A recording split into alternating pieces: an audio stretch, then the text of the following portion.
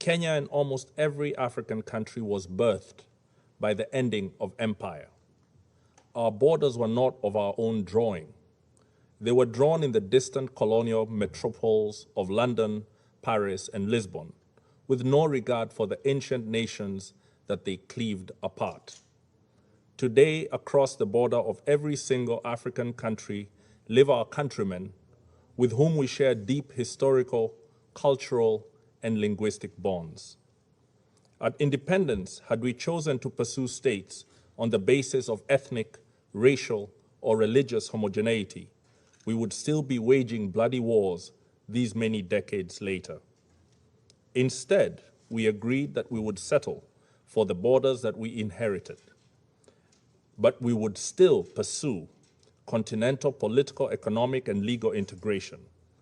Rather than form nations that looked ever backwards into history with a dangerous nostalgia, we chose to look forward to a greatness none of our many nations and peoples had ever known.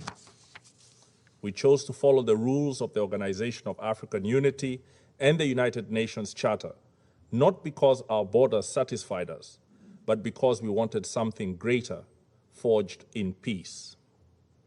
We believe that all states formed from empires that have collapsed or retreated have many peoples in them yearning for integration with peoples in neighboring states.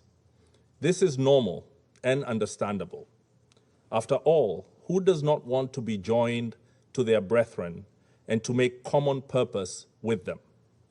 However, Kenya rejects such a yearning from being pursued by force. We must complete our recovery from the embers of dead empires in a way that does not plunge us back into new forms of domination and oppression. We rejected irredentism and expansionism on any basis, including racial, ethnic, religious, or cultural factors. We reject it again today.